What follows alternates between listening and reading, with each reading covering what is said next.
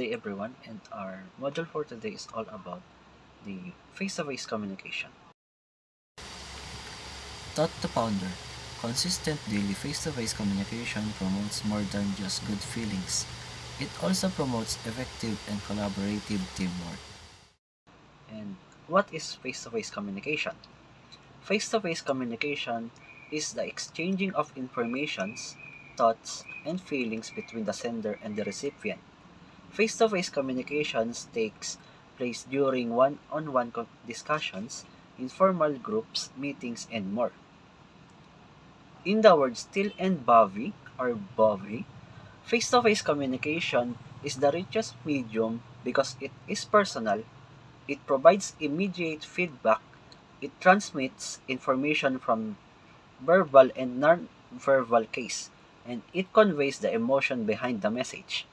In short, face-to-face communication is direct interaction between people in the same physical space, allowing for real-time verbal and non-verbal exchange, such as its speech, facial expression, and body language.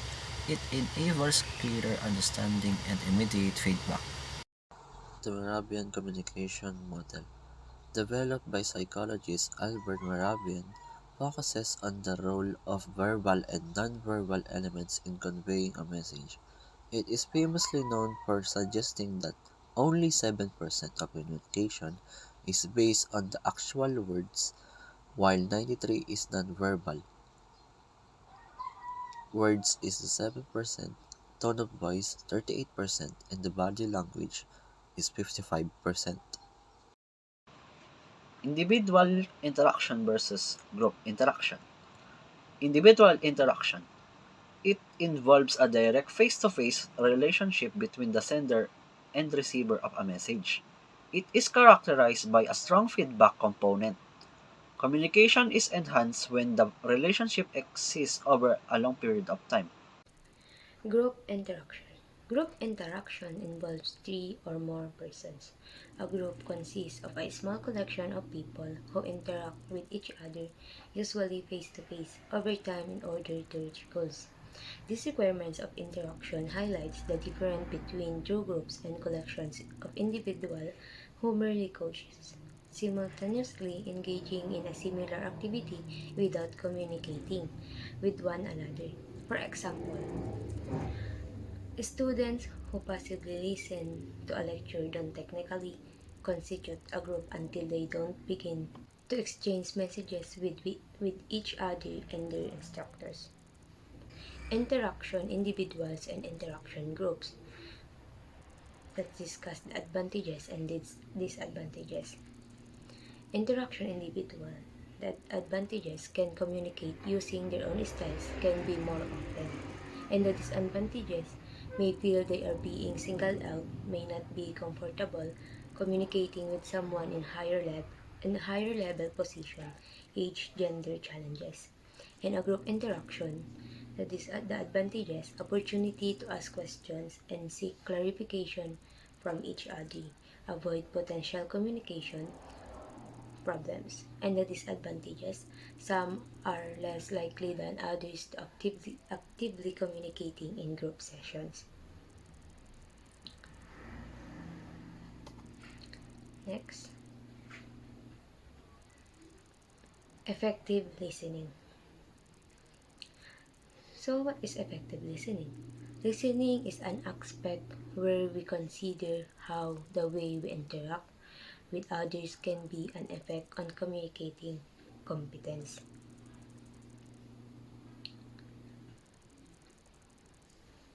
It is impossible to listen without hearing.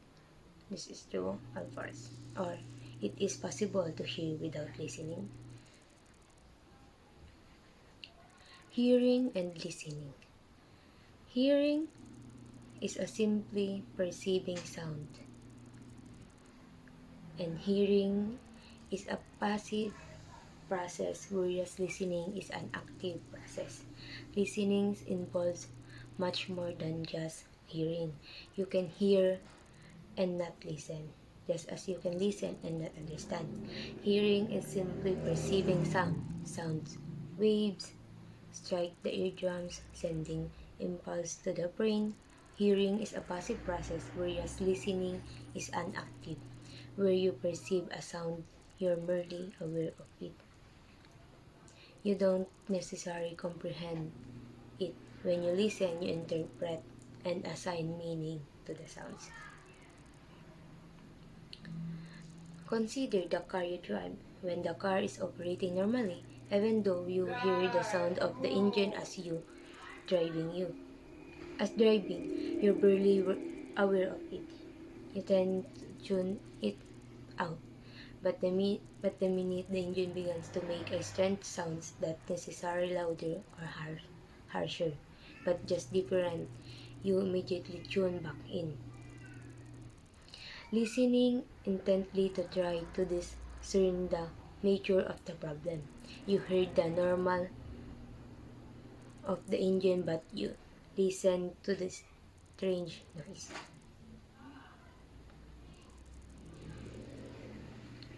Next, effective listening. They stop listening to us because they start listening to themselves. According to Dalton Kehoe, PhD at York University, Toronto. And according to Hujo Powell, listening, whether done by individuals or by companies and government, it is a signal of respect. When people don't feel listened to, they don't feel respected. And when they don't feel respected, they feel anger and resentment. This resentment is exacerbated if people think you're pretending to listen but aren't.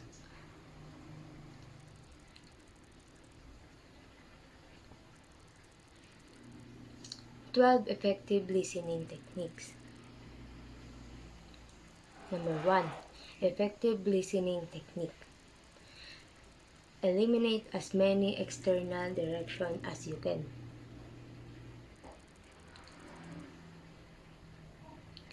Eliminate as many external distractions as you can, such as by closing your door or not answering the phone.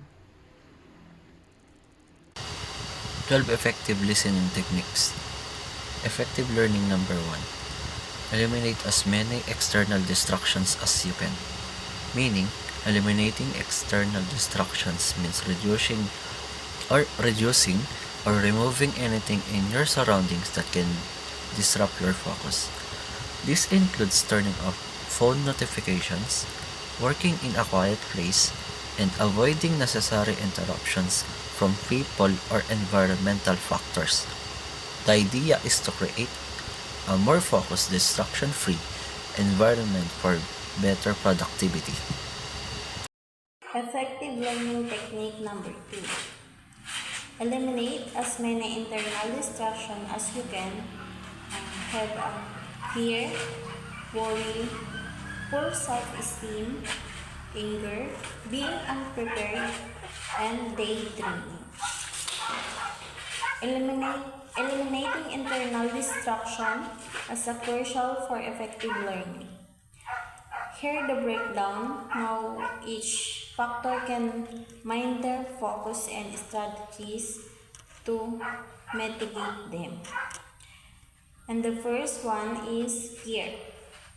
Fear is a failure can paralyze you.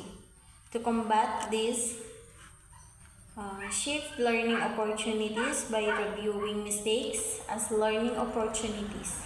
Set realistic goals and practice self-compassion. And the second, worry. Worrying about future outcomes can distract from the present. Mindfulness techniques such as meditation, and deep breathing can help you to stay grounded and reduce anxiety. And the third, self-esteem. Negative self-talk can undermine confidence. Counter this by recognizing and celebrating small achievements and reframing your thoughts to focus on strength rather than weakness. Anger. The fourth is anger. Unresolved anger can consume mental energy. Journaling about your uh, feelings or engaging physical activity can help release tension and clear your mind. Being unprepared. Feeling unprepared creates anxiety and distraction. Create a structured study plan and break tasks into manageable chunks to build confidence and reduce overwhelm. And lastly, daydreaming. While a wandering mind can be creative, it often disrupts focus. Set specific times for study and breaks. Use techniques like a Pomodoro technique to maintain attention and give your brain time to rest. And that's it. Effective learning technique number 3. Come to meetings prepared so that you can actively listen to the others. It means doing any necessary research or reviewing materials before a meeting so you're not focused on catching up or figuring things out. This way, you can fully pay attention, engage in discussions, and listen to others without distractions. Effective learning technique number 4. Take notes if you begin to daydream. It means writing down key points during a discussion to help you stay focused or prevent your mind from wandering. Taking notes keeps you engaged on track.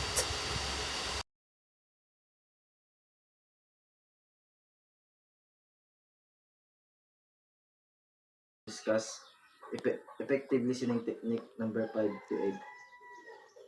Do not respond only to what the speaker implies. Respond to the total communication, content, intent, and nonverbal communication.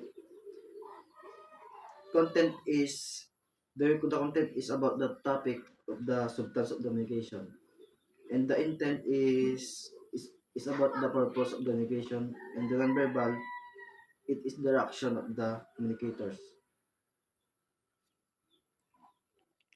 Action steps on accomplish this technique.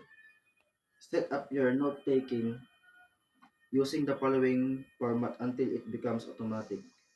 Until you subconsciously can assess the content, intent, and nonverbal communication of a speaker. The following format will be helpful. For example, speaker, Roger. Content, Christmas bonus. Intent, show goodwill. And nonverbal, act like Scrooge. Another example is I am communicating the Halloween, and the intent is to scare them, and the nonverbal is they are uncomfortable. Effective listening technique number 6. Identify words that trigger your anger and then control your reaction. Try to understand why these words makes you instantly angry.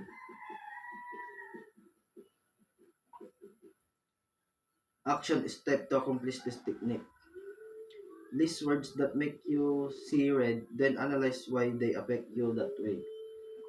The technique for effective listening is about controlling your emotions that will trigger you to react in a bad manner. Because this will create tension to communication that will hinder understanding in communication. For example, words that trigger my anger, management by objectives. Why these words anger me? Supervisor ramp it down our throats. Effective listening technique number 7. Respond to a speaker without judgment.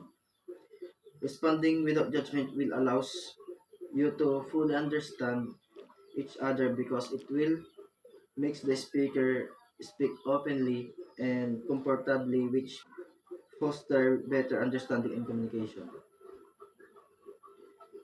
Action step to accomplish this technique. Accept this peer communication as work while even though you may not agree. Not agreeing in someone doesn't mean you don't accept their communication as work, but rather it serves as a foundation to create a better ideas. Suspend judgment until you have heard all sides of the story. Judging someone without hearing other side is a sign of a closed mind. Ask questions to get all the facts. Asking questions symbolize your interest in understanding and learning. Mentally check your biases if you find yourself judging what the speaker has to say or arguing with him. Conscious and unconscious bias impact the way we interact with the world. We don't confront our biases, we miss the opportunity to learn, connect, and grow. Do not feel that you have to accept with what the speaker says, but do not feel that you have to give the speaker a fair chance to explain his point of view. A communication is not always about accepting what the speaker says, but about have to worthwhile communication to understand different perspective. Do not fill in the gaps of communication with your own ideas through biases and opinions. It's about being aware to your thoughts that might or not might be helpful in communication. Effective listening technique number 8. Do not prepare your response while someone is talking. Preparing your response while someone is talking is disrespectful because it will distract you in listening to the speaker. Action steps to accomplish this technique. If you know the topic ahead of time, list your arguments before you entering the meeting. If you know the biases of the speaker, list those before entering the meeting. Wait until the has finished to formulate your response. Remember, you're preparing your arguments not to show off or impress others, but to redirect a better idea that will create progress in communication. Effective listening technique number 8. Do not prepare your response while someone is talking. It means focusing entirely on what the person is saying. Instead of thinking about how you respond, this ensures better listening and understanding before you speak. Actions or steps to accomplish this technique. If you know the topic ahead of time, list your arguments before you enter the meeting. If you know the biases of the speaker, list those before entering the meeting. And wait until the speaker has finished to formulate your response. Next, we have here effective listening technique number 9. So, do not go into a communication situation with your mind already made up. So, the action or the steps to accomplish this technique is, if you know that the communication situation ahead of time, list your options or pre-conclusions on a sheet of paper. Then, physically tear them up or scratch them out. And list the situation you expect to come up and your anticipated response. Here, basically, this advice encourages open-mindedness in conversation. It suggests that the effective listening involves being receptive to new information and perspective rather than being fixated or preconceived conclusions or assumptions. By entering a dialogue with an open mind, you're more likely to understand the other person's point of view and engage in meaningful communication. Next one. Effective listening technique number 10. Negotiate with the behavior with yourself. Understand ahead of time what your options may be certain words or ideas. This is not prejudging. This is preparing. So, the action or the steps to accomplish this technique is list the behavior that you're anticipated in an upcoming listening situation such as meeting. Then, indicate what your response will be to that behavior. So, here we have anticipated behavior. Cindy insistence on leading. So, the response here is let her have way to facilitate meeting.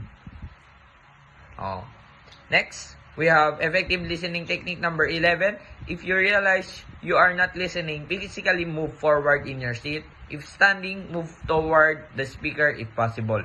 So, the action or the steps of this technique is choose a straight back rather than a padded chair if possible. And move to another location or shift your position. Next, last, the effective listening technique number 12. Here we have, do not rely on others to interpret what happened in a meeting or what was said. So, the action or the step to accomplish this technique is summarize what happened at a certain meeting, compare your summary and conclusion with those of others' meeting. Are they the same? If not, why? So, the importance of effective listening technique lies in their ability to improve communication, foster better understanding, and strengthen relationship in both personal and professional settings. Effective listening is a key component of a successful communication, and it goes beyond just hearing the words. It involves understanding, engaging, and responding thoughtfully. Thank you.